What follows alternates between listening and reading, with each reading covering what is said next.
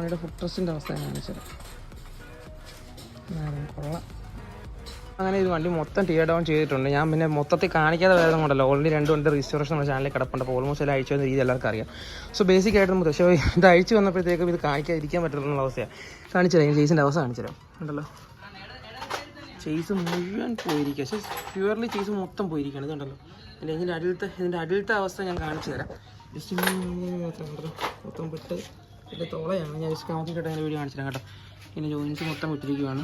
Front വിട്ട് ഇതിൻ്റെ കൂട് ബാക്കിലോട്ട് വരുമ്പോഴത്തേക്കും ഇതിനായിട്ട് മൊത്തം പോയിരിക്കുക കേട്ടോ. സോ എന്നാണല്ലോ നമ്മൾ ഇതിപ്പോൾ ചെയ്സ് പണിയണോ ചെയ്സ് മാറണോ എന്നുള്ളതിനെ പറ്റിയൊന്നും ഒരു ഐഡിയ ഇല്ല. അപ്പോൾ കസ്റ്റമറോട് സംസാരിക്കണം, പാച്ചിനോട് സംസാരിക്കണം എന്തൊക്കെ വർക്ക് ഉണ്ടാകുന്നുള്ളത്.